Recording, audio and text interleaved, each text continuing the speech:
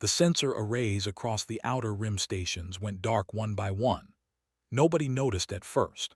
Small outposts disappeared from the galactic network every few months for routine maintenance or equipment failures. But when 12 systems fell silent in 3 weeks, the Galactic Assembly finally understood they were under attack. High Chancellor Myra sat in her private chamber watching the invasion unfold through real-time data feeds. Her webbed fingers traced patterns across the holographic display, each red marker representing a conquered world. The Kreth Empire moved like a plague, consuming everything in its path. Their strategy was brutally simple. Jump into a system with overwhelming force, destroy all resistance within hours, and move to the next target before help could arrive. The Assembly had not fought a real war in over 2,000 years.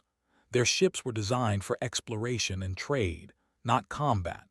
When the first battle groups engaged the Kreth forces near the Talos systems, they lasted less than 4 hours.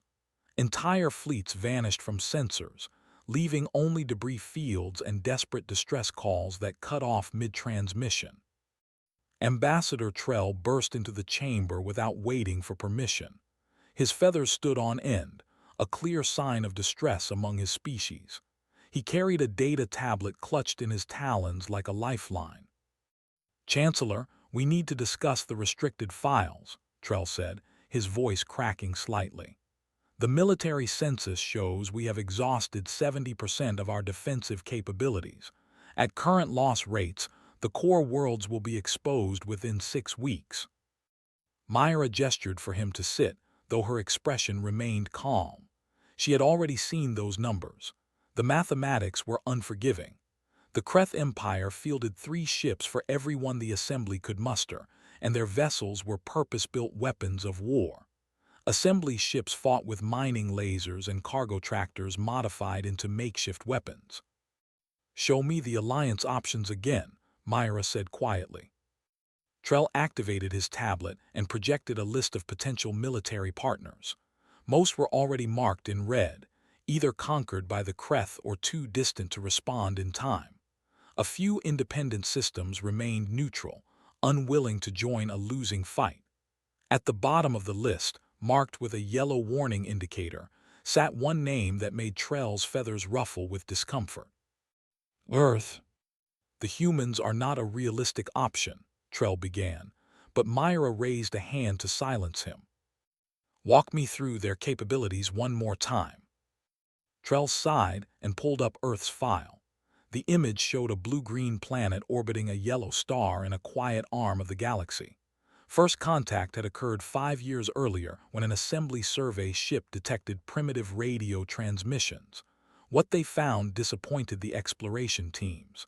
Earth still used chemical combustion for spaceflight. Their most advanced vessels barely reached their own moon. Nuclear fission provided their primary power source, a technology the galaxy had abandoned as dangerous and inefficient millennia ago. "Their industrial capacity is significant," Trell admitted grudgingly. "The planet maintains over 8 billion individuals and shows extensive manufacturing infrastructure. However, their technology level ranks at least 4 centuries behind Assembly standards.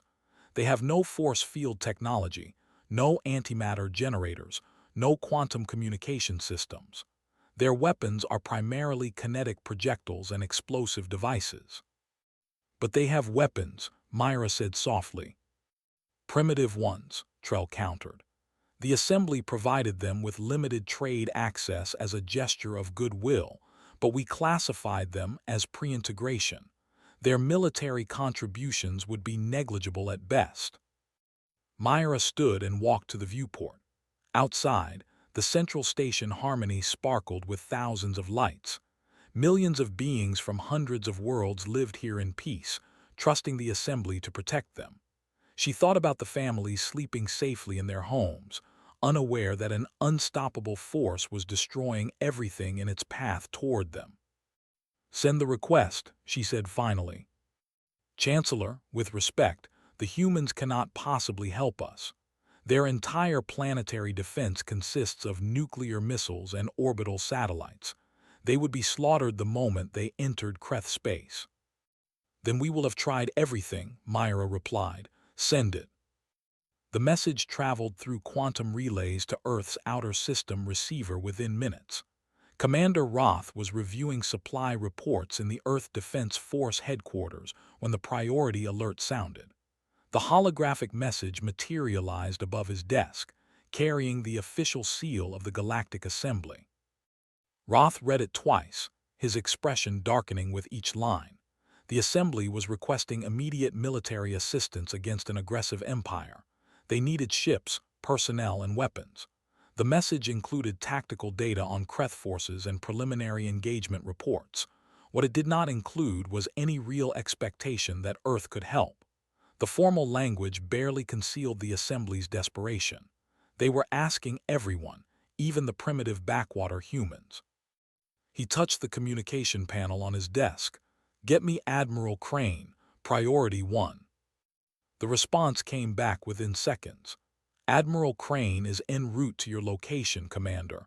Estimated arrival in 3 minutes. Roth blinked in surprise. He had not even sent the summons yet. How did Crane know? The door opened, and Admiral Crane entered, her uniform crisp despite the late hour. She carried a data pad and wore the slight smile of someone who had been expecting this conversation. The Assembly finally asked, she said, settling into the chair across from his desk without invitation. You knew this was coming? Roth asked. We have been monitoring their situation for 2 weeks, Crane replied. The Kreth Empire is efficient, brutal but efficient. The Assembly never stood a chance fighting them conventionally. I estimated they would request our assistance within 10 days. They lasted longer than I expected. They think we are going to be useless, Roth said, gesturing at the message. This request is a formality. They expect us to send a few converted cargo ships and maybe some outdated weapons. Crane's smile widened. Then they are going to be very surprised. The fleet. Already mobilized, Crane confirmed.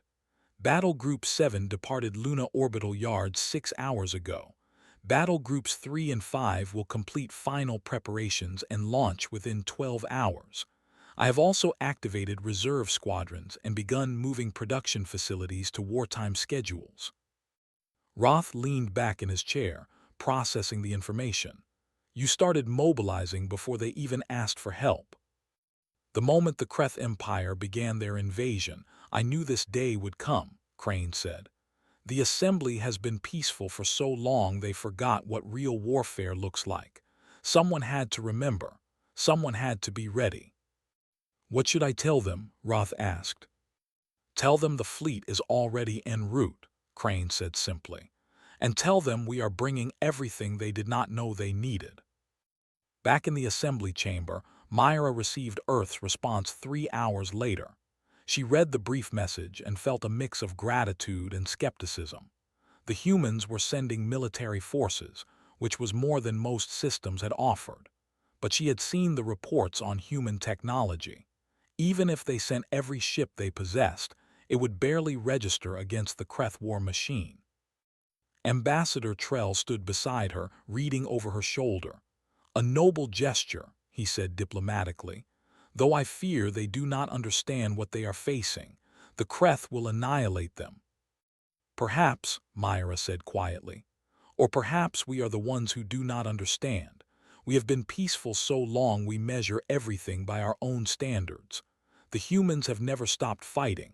Not amongst themselves, not against their environment, not for a single generation in their entire recorded history. You think that makes them strong? Trell asked. I think that makes them different, Myra replied. And right now, different might be exactly what we need. War Master Gorath watched the debris field expand on his tactical display. The remnants of what had been an assembly patrol group now drifted as frozen corpses and shattered metal. His claws tapped against the command throne in a rhythm that matched his satisfaction. This conquest was proceeding faster than anticipated. The Kreth Empire had perfected the art of overwhelming force. Their doctrine was simple and effective. Arrive with superior numbers, destroy everything that resisted, establish control before the enemy could organize a response. In 3 months, they had conquered 12 systems without losing a single capital ship. The assembly forces were pathetic, scattered across too much space, relying on outdated ideas of honor and fair engagement. War Master, we are detecting unusual readings at the system edge, his sensor officer reported. The young warrior's scales showed the pale green of uncertainty.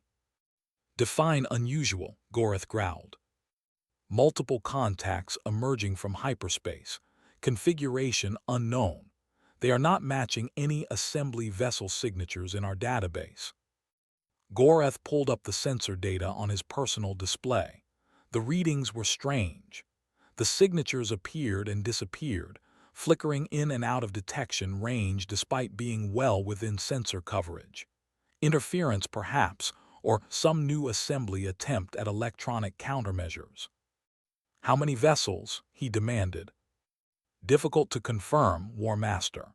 Readings suggest between 40 and 60 ships, but the signatures are inconsistent. They appear to be using some form of stealth technology. Goreth's laugh rumbled through the bridge. The assembly does not possess stealth technology. They abandoned military research centuries ago. This is likely sensor malfunction or debris interference. Send a patrol squadron to investigate. Hidden among the asteroids of the outer belt, Science Officer Lin huddled inside an emergency survival pod. She was the sole survivor of the assembly patrol that Goreth had destroyed hours earlier. Her compound eyes tracked the approaching signatures through the pod's limited sensors, and what she saw made no sense. The ships were wrong, all wrong. Assembly vessels followed elegant design principles, smooth curves and balanced proportions that reflected the peaceful nature of their creators. Kreth ships were brutal wedges of armor and weapons, designed to intimidate as much as to fight. But these new arrivals looked like something built in a factory, all sharp angles and flat surfaces. They absorbed sensor beams instead of reflecting them, making accurate targeting nearly impossible. The Kreth Patrol Squadron opened fire as soon as they achieved weapon range. Plasma bolts lanced through space, each shot calculated by advanced targeting computers to intercept the predicted position of the enemy vessels. Every bolt missed. The human ships were not where the sensors said they should be. Lin realized what she was seeing. The humans were using primitive radar-absorbent materials, the same basic technology that early spacefaring civilizations developed to hide from detection. The galaxy had abandoned such crude methods millennia ago in favor of advanced force field manipulation and sensor spoofing. But against an enemy that relied on computer-assisted targeting, the simple approach was devastatingly effective. The Kreth ships adjusted their firing patterns, compensating for sensor error. Their plasma cannons heated to maximum output, filling space with enough destructive energy to overwhelm any defensive system. The human vessels still did not return fire. Instead, they released clouds of metallic fragments that expanded in precisely calculated patterns. Chaff, Lin whispered in amazement. Basic metallic chaff, the kind of countermeasure that appeared in ancient textbooks as historical curiosities. The fragments created thousands of false returns on Kreth sensors, each one appearing as a potential target. The enemy targeting computers struggled to differentiate between real ships and decoys. The human fleet began transmitting electromagnetic pulses. Lin recognized the signatures from her academic studies. These were not sophisticated quantum disruption fields or gravitic distortions. They were simple electromagnetic interference, the kind that primitive civilizations used to jam basic radio communications. But the Kreth relied heavily on computer coordination between their ships, and the interference was wreaking havoc on their tactical networks. War Master Goreth slammed his fist against the throne as his patrol squadron reported complete targeting failure. This is impossible. They are using obsolete technology. Our systems should compensate automatically. Our systems are designed to counter modern threats, War Master. his tactical officer explained nervously. "These humans are employing techniques we have not encountered in thousands of years. The targeting algorithms have no reference data for such primitive countermeasures." "Then compensate manually," Goreth roared. "Have weapons officers take direct control, overwhelm them with volume of fire." But the human ships were already moving, closing to ranges that modern space combat doctrine considered insanely reckless. They accelerated directly toward the Kreth forces, their engines burning hard and leaving bright thermal signatures. Every tactical manual said this was suicide. Ships that closed together would be vulnerable to massed fire from multiple angles. The humans appeared to be offering themselves for slaughter. The Kreth fleet opened fire with everything they had. Space lit up with plasma discharges, particle beams, and antimatter torpedoes. Enough destructive power to level a small moon concentrated on the approaching human vessels. The human ships released dozens of small objects that immediately began evasive maneuvers. Missiles, Lin realized. Physical missiles with internal guidance systems and chemical propulsion. The galaxy had moved beyond such crude weapons centuries ago, replacing them with sophisticated energy torpedoes that traveled at light speed. But these primitive missiles were performing maneuvers that no AI could predict. Because they were not guided by AI, each missile responded to real-time commands from human operators, their flight paths constantly adjusting based on human intuition and split-second decisions. Kreth point defense systems, designed to intercept predictable computer-guided projectiles, could not track the erratic movements. Missiles weaved through defensive fire and slammed into Kreth hulls with devastating impact. Then the human ships opened fire with their primary weapons. Lin's sensors detected the energy signatures of railguns, electromagnetic accelerators launching solid metal slugs at incredible velocities. The projectiles were not sophisticated. They were literally just dense chunks of metal moving very, very fast. But they were moving fast enough that when they hit, nothing could stop them. Kreth shields, optimized over centuries to deflect energy weapons and deflect antimatter, did absolutely nothing against solid matter. The slugs punched through force fields as if they did not exist, then tore through armor plating designed to withstand plasma fire.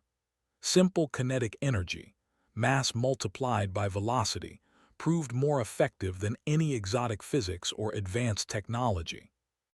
Goreth watched in disbelief as his patrol squadron disintegrated.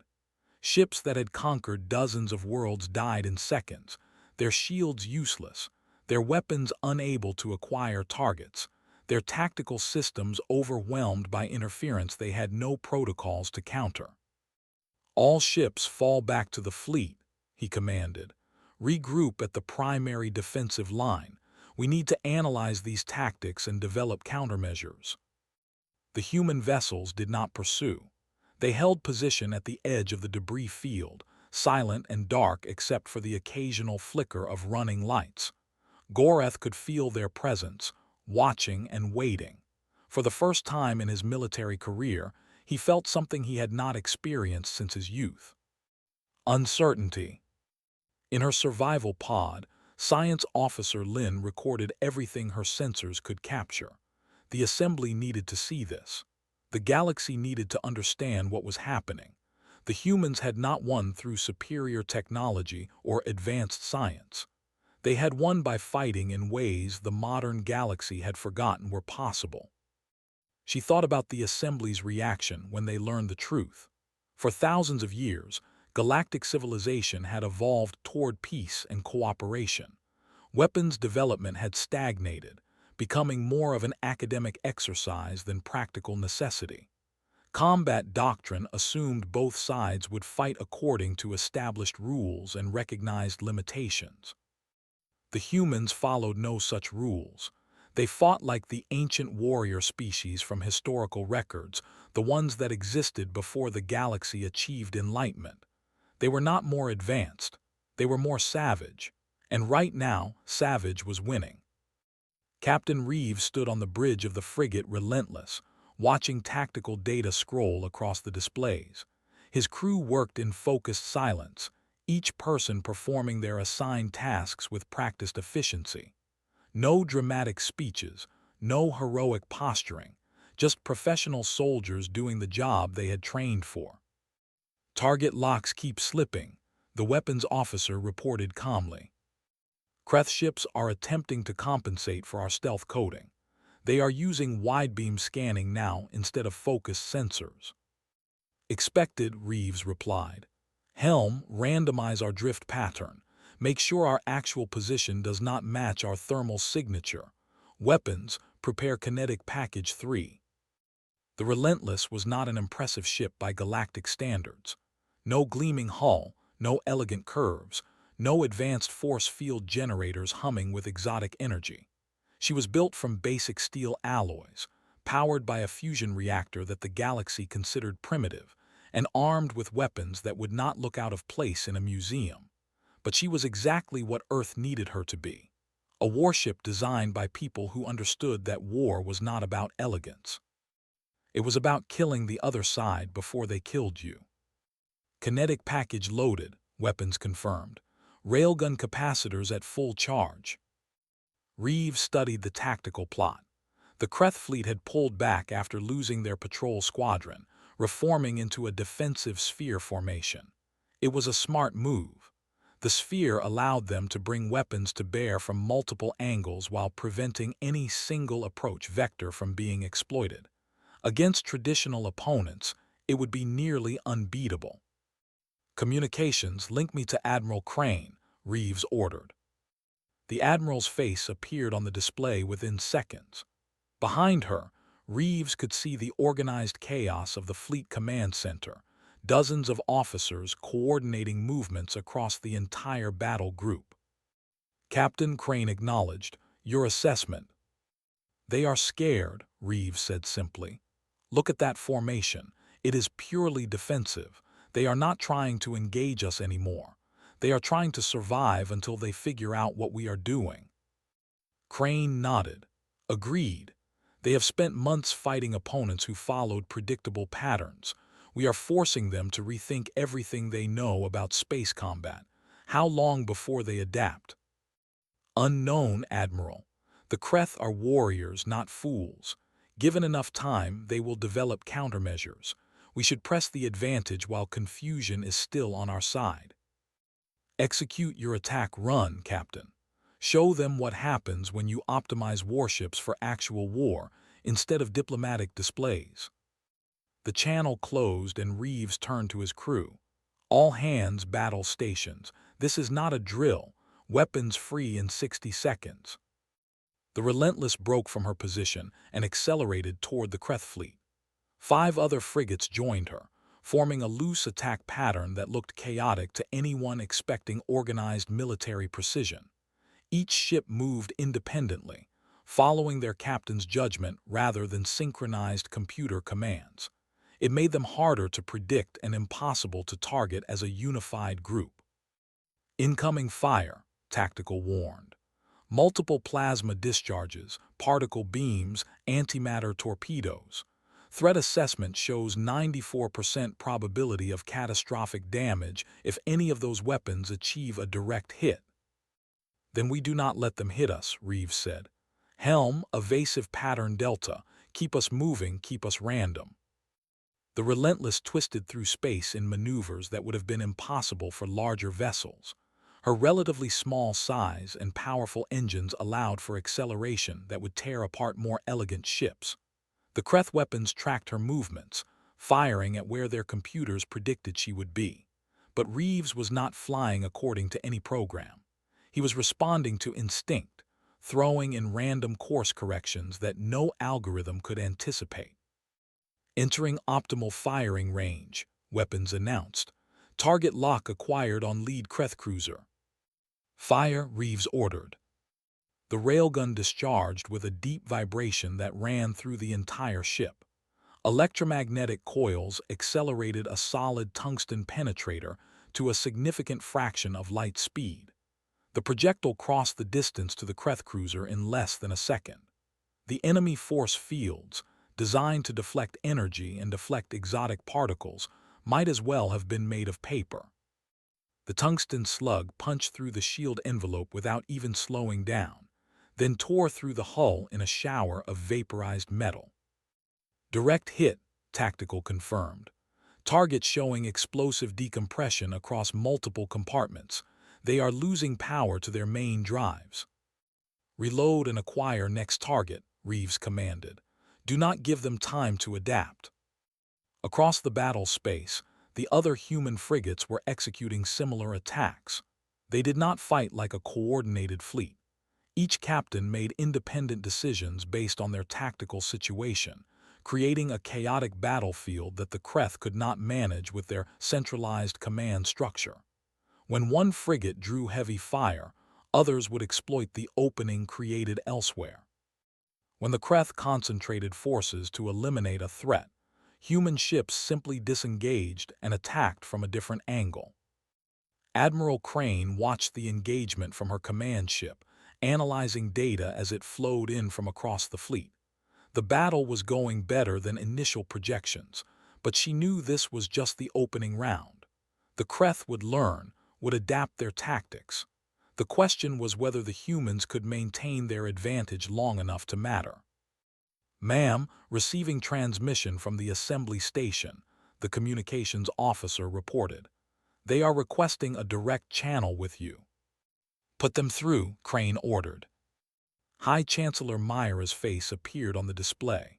The amphibian leader looked exhausted, her large eyes showing the strain of recent weeks.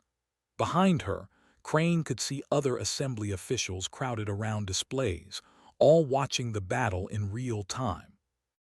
"Admiral Crane," Myra began, her translator rendering her speech into perfect English.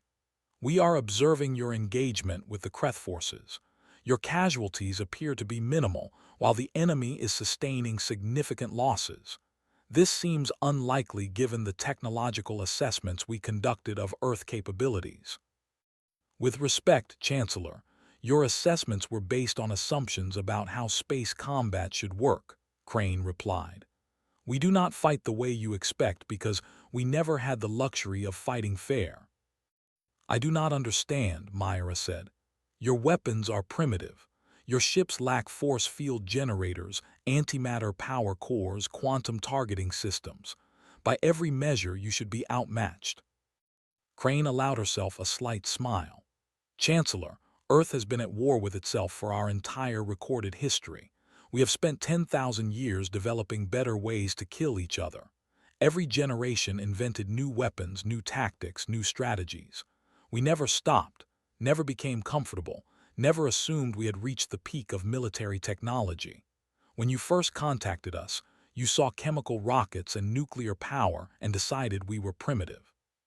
What you did not see was the institutional knowledge of constant warfare that we carry in our blood." "You are saying your violent history is an advantage?" Myra asked. "I am saying that the galaxy evolved past war and forgot how to fight it," Crane replied. "You optimized for peace and cooperation. Beautiful ideals, but they left you vulnerable. When the Kreth came, you had no answer because you had forgotten that some problems cannot be solved with diplomacy." On the tactical display behind Crane, another Kreth ship erupted in explosions as human missiles overwhelmed its point defenses. Myra watched in silence for several seconds. "This troubles me, Admiral," she finally said. "You fight with such efficiency, such calculated brutality. It suggests a comfort with violence that our civilization moved beyond long ago." "I do not enjoy this, Chancellor," Crane said, her expression hardening. "War is terrible. It destroys lives, shatters families, leaves scars that last generations. But sometimes it is necessary. The Kreth will not stop because you ask them nicely. They will not negotiate in good faith. They only understand force, so we are providing force." "And when the Kreth are defeated," Myra pressed, "what then? Do the humans become the new threat we must fear?" Crane looked directly into the camera, her voice steady and clear. "We came when you called for help. When this war is over, we will go home. Earth does not want an empire. We have seen enough fighting, but we will always be ready because we know that peace must sometimes be defended with strength. That is the lesson our history taught us. Perhaps it is time the galaxy learned it again. Science Officer Lin arrived at the Galactic Assembly Chamber exhausted and haunted. The rescue ship had picked her up from the debris field 3 days after the battle. 3 days floating alone in a survival pod. Watching through sensors as the humans systematically dismantled Kreth forces, using tactics that should not have worked. 3 days to process the impossible reality that the galaxy's weakest new members were winning a war that threatened to destroy everything. The emergency session was already in progress when she entered. Hundreds of representatives from across the assembly filled the chamber, all demanding answers. The holographic displays showed real-time updates from the war front. Red markers indicated Kreth-held systems, blue showed assembly territory, and new green markers represented human fleet positions. The green was spreading faster than anyone had predicted. High Chancellor Myra spotted Lin and immediately called for order. Science Officer Lin has direct observation data from the initial human engagement. We need to hear her testimony. Lin walked to the central platform, her legs still weak from days in zero gravity. Every eye in the chamber focused on her. She activated her data storage unit and projected the sensor recordings onto the main display. What I'm about to show you goes against everything we understand about modern warfare, she began. The humans achieved complete tactical victory using technology that our civilization abandoned thousands of years ago. They did not win because they were more advanced. They won because they thought about combat in fundamentally different ways than we do. The recording played, showing the battle from her pod's limited sensors. Assembly representatives watched in silence as human ships appeared and disappeared from detection, as primitive chaff confused advanced targeting systems, as simple kinetic weapons tore through shields designed to stop antimatter. Ambassador Trell stood when the recording ended. This is concerning on multiple levels. First, how did our intelligence assessments miss such capabilities? Second, what does this say about our own defensive doctrines if they can be defeated by obsolete technology? The assessment did not miss anything, Lin replied. Every reading we took of human capabilities was accurate. They do use chemical rockets, nuclear power, kinetic weapons, all primitive by our standards. What we failed to assess was how they would employ those technologies in combat. We assumed they would fight the way we do, following the same tactical principles that govern modern warfare. That assumption was wrong. A crystalline delegate from the outer system spoke up, their voice chiming through a translation matrix. Are you saying the humans deliberately maintained inferior technology as a strategic deception? Oh, Lin said. I am saying they never stopped developing weapons while the rest of us moved on to more peaceful pursuits. When we achieved force field technology, we considered projectile weapons obsolete and stopped researching them. The humans never made that transition. They kept refining kinetic kill systems, kept improving stealth materials, kept studying electromagnetic warfare. Not because they were less advanced, but because they never stopped fighting each other long enough to become complacent. The chamber erupted in debate. Some representatives saw the humans as dangerous savages who would threaten galactic peace. Others argued they were exactly the allies the assembly needed. Myra listened to all sides before finally raising her hand for silence. We face an immediate decision, she said. The Kreth Empire is massing forces for a major offensive against our core worlds. Early intelligence suggests they are preparing to commit their entire reserve fleet. If that offensive succeeds, the assembly will fall. Admiral Crane has offered full military assistance, but accepting means formally recognizing Earth as a military partner. That recognition comes with significant implications. What kind of implications? Someone asked. If we accept human military aid, we grant them access to our territory, our facilities, our strategic information. We essentially invite them to become an armed presence within assembly space. Given their demonstrated combat effectiveness, that is not a decision to make lightly. Ambassador Trell stepped forward. I propose we have no choice. The Kreth will not negotiate. They will not stop. They view our peaceful nature as weakness and our reluctance to fight as invitation to conquer. The humans are offering us a chance to survive. Whatever concerns we have about their violent culture can be addressed after the war is won. And if the war changes them, a delegate challenged, if they become accustomed to using force to solve problems, if they decide the assembly needs human leadership to remain safe, then we will deal with that threat when it emerges, Trell replied. Right now, the threat is Kreth warships destroying our worlds. I would rather take a chance on potential human aggression than guarantee Kreth conquest. The vote was close, but it passed. The Assembly formally requested Earth's full military support and granted them emergency wartime authority to operate throughout Assembly space. Myra sent the authorization directly to Admiral Crane with a private message attached. We are trusting you with everything we have built over thousands of years. Please do not make us regret this decision. Crane received the message in her command center as human fleets finished assembling for the campaign. Hundreds of ships now filled the formation, from massive carriers to small patrol craft. Each vessel bore the scars and utilitarian design of a species that built for function rather than beauty. She opened a channel to all ship commanders. We have formal authorization from the Galactic Assembly. They are scared, uncertain, and they do not fully trust us. They have every reason to be cautious. We are bringing violence to a civilization that has known peace for millennia, but they called for help, and we answered. Now we need to prove that humanity can be trusted with the responsibility of protecting others. Lieutenant Ford listened to the Admiral's words from his bomber cockpit. He was young, barely 23, and this was his first real combat deployment. The other pilots in his squadron were equally inexperienced. Earth had not fought a major war in decades. All their training was based on simulations and historical study. Now they would put that training to the test against an enemy that had conquered dozens of worlds. All bombers, this is Ford, he transmitted to his wing. We are going up against an empire that has never lost.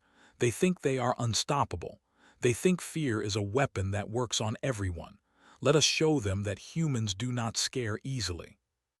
The bomber wing launched from their carrier, small craft carrying massive ordnance into the void. Ford felt the acceleration press him back into his seat as the engines burned at full thrust. No AI flew this ship. No computer made tactical decisions. Just him and his training and his belief that he was fighting for something that mattered. Back in the assembly chamber, Myra watched through real-time feeds as human fleets moved toward the core worlds. The Kreth offensive was already underway, their ships advancing in overwhelming numbers. Everything depended on whether these strange, violent humans could actually deliver on their promise of protection. Ambassador Trell stood beside her, his feathers smoothed in an attempt at calm. We have made the right choice, he said quietly. The humans may be warriors, but they chose to help us when they could have stayed safely isolated in their own system. That says something about their character. I hope you are right, Myra replied, because we have just invited predators into our home and asked them to save us from other predators. If this goes wrong, history will remember us as the generation that destroyed everything the assembly built. And if it goes right, Myra watched the green markers move across the display, human ships racing to intercept the Kreth advance. If it goes right, history will remember this as the day the galaxy learned that peace must be defended by those willing to fight for it. The humans understand that truth better than any of us. Perhaps it is time we learned from them. The Kreth Empire launched their offensive with the confidence of predators who had never known defeat. 500 warships emerged from hyperspace in perfect formation, their weapons already charging for the initial bombardment. War Master Gorath commanded from his flagship, determined to erase the humiliation of his earlier encounter with human forces. This time he brought overwhelming power. This time there would be no surprises. The core world's defense fleet moved to intercept, a mixed force of assembly vessels and human warships.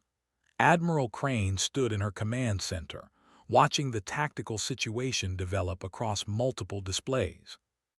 The numbers were not in her favor.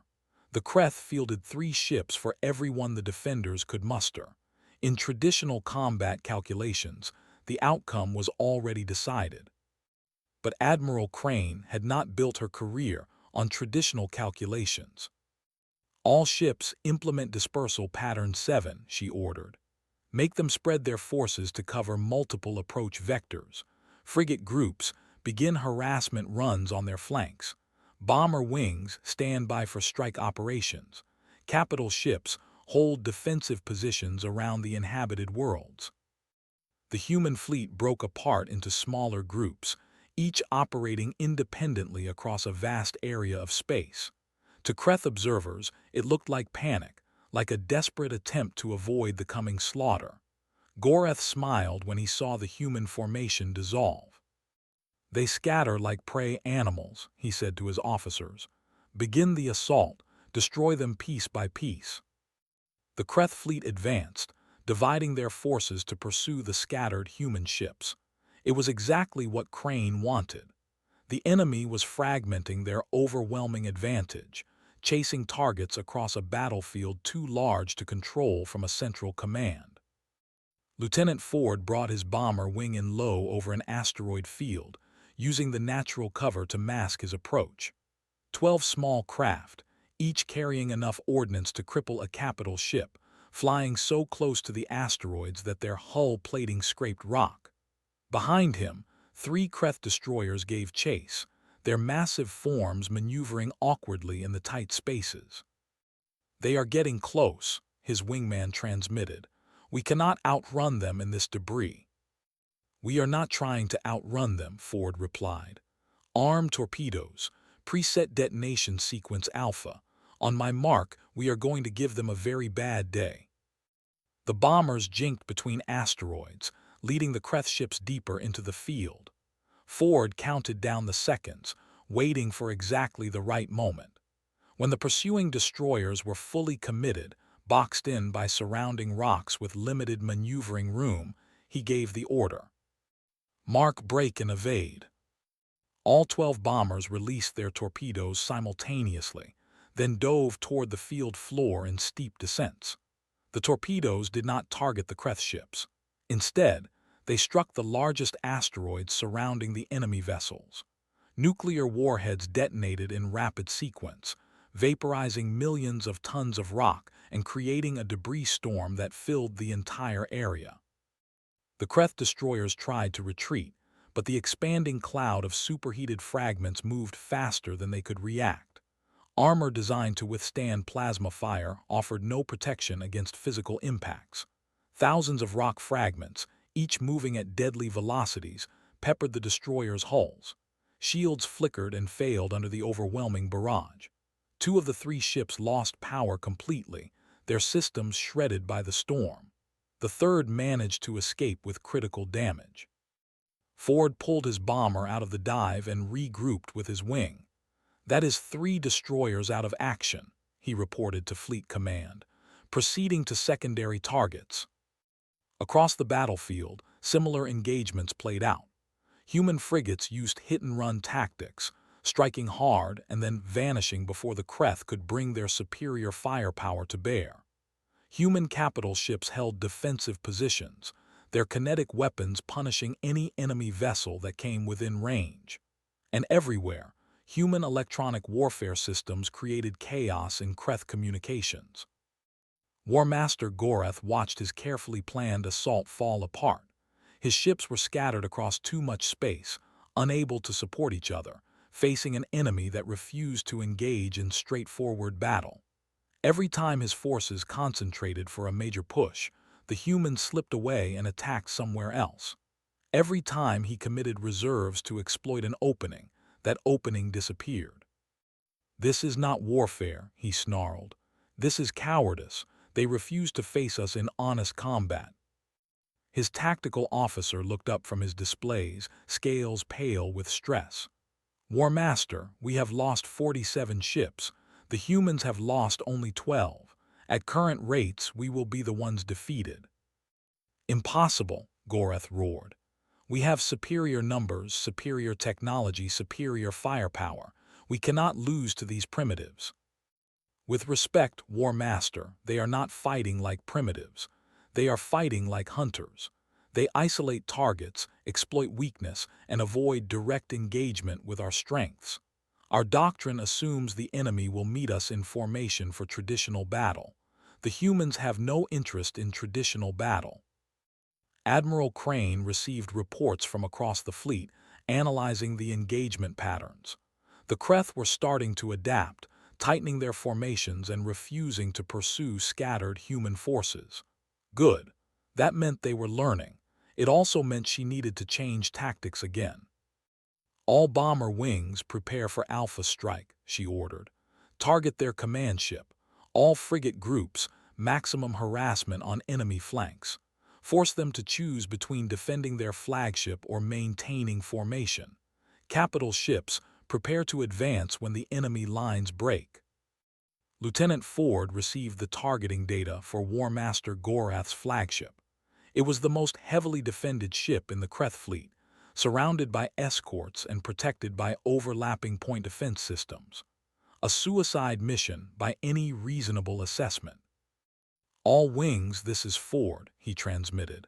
We are going after their command ship. It is going to be difficult. Some of us probably will not make it back.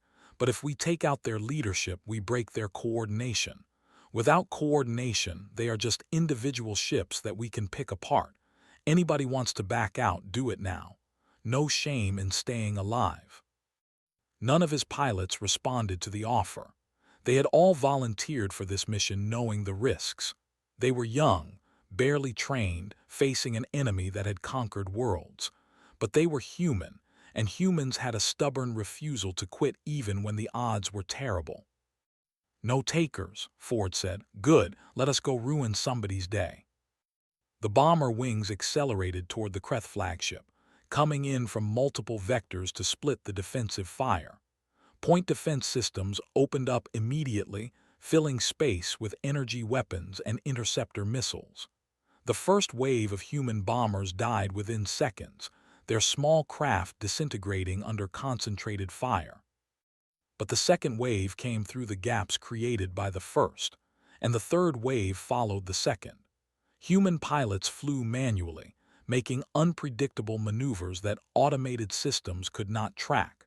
They sacrificed themselves to create openings for their wingmates, to draw fire away from the bombers carrying the heaviest ordnance. Ford's bomber took a glancing hit that sheared off half the port wing. His craft spun wildly, the controls fighting against him as he struggled to maintain stability. Through the canopy, he could see the Kreth flagship growing larger, its massive hull filling his vision. He was too close to abort, too damaged to evade. Only one option remained. This is Ford to all wings, he transmitted calmly. I am going in, make it count. He pushed the throttle to maximum and aimed directly at the flagship's command section. His targeting computer screamed warnings, but he ignored them all. The distance closed rapidly. 500 meters, 300, 100. He released every weapon his bomber carried, then held course for 5 more seconds to ensure the torpedoes reached their target. At the last possible moment, he ejected, the escape pod blasting away from his doomed craft as it slammed into the flagship's shields. The bomber's impact meant nothing against shields designed to stop antimatter. But the torpedoes it had delivered at point-blank range punched through, at angles, the shields were not designed to deflect. Nuclear warheads detonated inside the flagship's outer hull, tearing through compartments and systems. War Master Gorath felt his ship shudder as explosions ripped through the command tower. Emergency systems activated, sealing breaches and rerouting power. But the damage was done. His tactical displays went dark. Communications failed. For several critical minutes, he was blind and unable to coordinate his fleet. In those minutes, Admiral Crane struck with everything she had held in reserve. The war ended not with a single dramatic battle, but with a slow collapse of Creth's will to fight. After losing their command ship and nearly 100 vessels in the core world's assault, the Empire sued for peace. Warmaster Gorath, rescued from his crippled flagship, found himself negotiating surrender terms instead of accepting the submission of conquered peoples. High Chancellor Myra stood in the assembly chamber watching the signing ceremony through holographic projection. Gorath looked diminished without his armor and weapons, just another being trying to salvage what he could from defeat. The terms were not gentle. The Creth Empire would withdraw from all conquered systems, pay reparations, and submit to assembly oversight of their military rebuilding. But they were alive, which was more than they had offered to others. History will mark this as a turning point, Ambassador Trell said, standing beside Myra. The day the galaxy rediscovered that peace sometimes requires the willingness to fight. Or the day we learned to rely on warriors again, Myra replied quietly. I am not certain that is progress. Admiral Crane arrived at the assembly station 3 days after the surrender. She came with a small delegation, leaving the bulk of her fleet in defensive positions around the core worlds. The assembly had insisted on a formal ceremony to honor Earth's contribution to the war effort.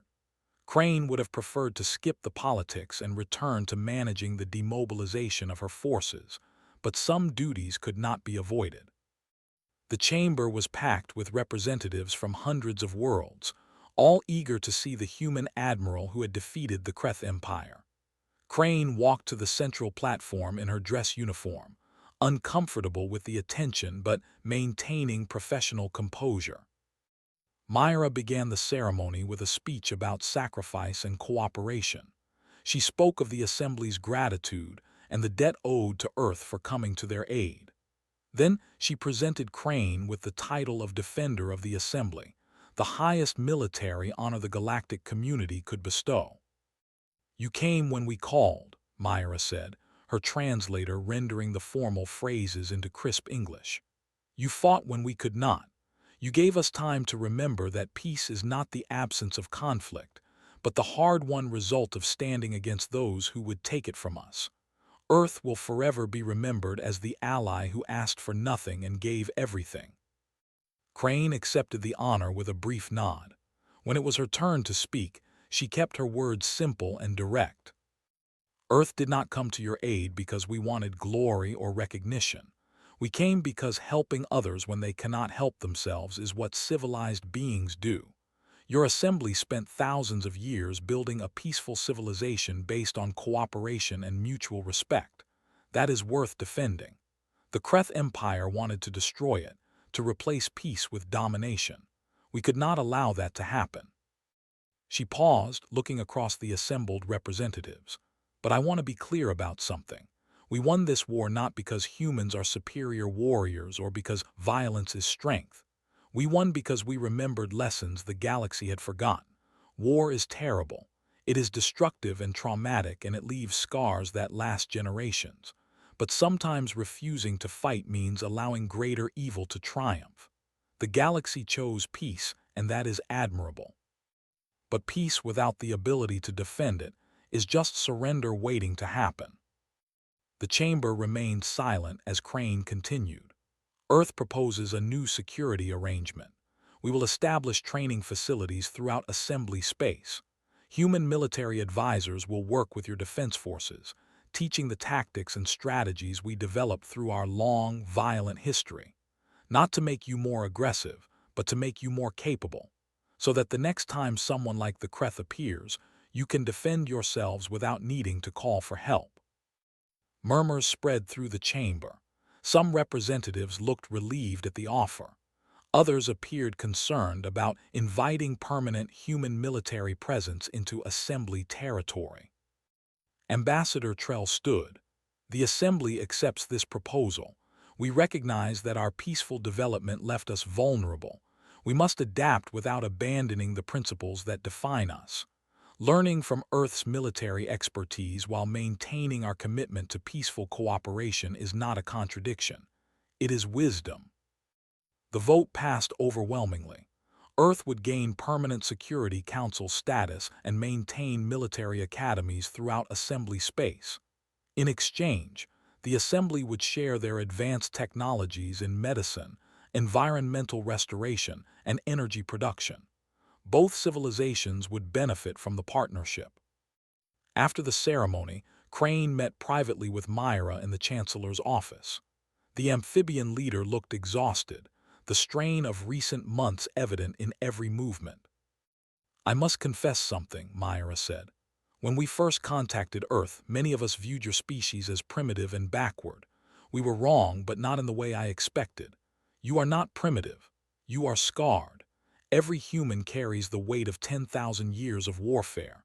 I see it in how you move, how you speak, how you approach every problem as if it might turn violent at any moment." "We have learned to be cautious," Crane acknowledged. "Our history taught us that peace is fragile and must be protected." "Does it ever trouble you," Myra asked, "being so comfortable with violence?" Crane was quiet for a moment before responding. "Every day. Every time I order ships into combat, knowing some of those crews will not come home. Every time I sign casualty reports with names of people who trusted me to lead them. War is not something to be comfortable with, but it is something we must be capable of, because the alternative is surrender to those who have no such hesitation." She met Myra's eyes directly. "The galaxy spent thousands of years evolving past war. That is beautiful. That is progress. But it also made you vulnerable to those who never made that evolution. Earth's gift to the assembly is not our weapons or our tactics. It is our willingness to remember that sometimes the only way to protect peace is to be prepared for war." "A heavy burden," Myra observed. "It is," Crane agreed, "but one we are willing to carry so that others do not have to." Lieutenant Ford recovered from his injuries in an assembly medical facility. The technology they used was decades ahead of anything Earth possessed, regrowing damaged tissue and repairing injuries that would have crippled him permanently back home. When he was released, he found a message waiting from Admiral Crane. The message was brief. He was being promoted and assigned to the first human military academy on an assembly world. His mission was to train the next generation of galactic defenders, teaching them the hard lessons Earth had learned through centuries of conflict. Ford stood at the viewport of the medical station, looking out at the stars. Somewhere out there, War Master Gorath was returning to his empire to explain defeat to his superiors. Somewhere out there, assembly worlds were celebrating peace restored. And somewhere out there, new threats were probably already forming. But for now, the galaxy was safe. Protected not by superior technology or overwhelming force, but by the willingness of one species to stand up and fight when others could not. Earth had proven that being advanced was not the same as being strong, and that sometimes the most important strength was the courage to defend those who could not defend themselves. The assembly would remember this lesson. They would rebuild their defenses, train their forces, and never again assume that peace was permanent or guaranteed. And Earth would be there, not as conquerors or overlords, but as allies and teachers. Partners in a galaxy that had learned the hard way that the price of peace was eternal vigilance. Ford smiled slightly as he turned from the viewport. His war was over, but his work was just beginning. The galaxy needed teachers, and Earth had a lot to teach. Not about violence for its own sake, but about the responsibility that came with strength. About the duty to protect those who could not protect themselves. About the price of freedom and the cost of peace. These were lessons written in human blood across 10,000 years of history. Painful lessons, earned through suffering and sacrifice. But they were lessons the galaxy needed to learn. And Ford would be there to teach them, one student at a time, until the day when the assembly could stand on its own and Earth's warships could finally go home.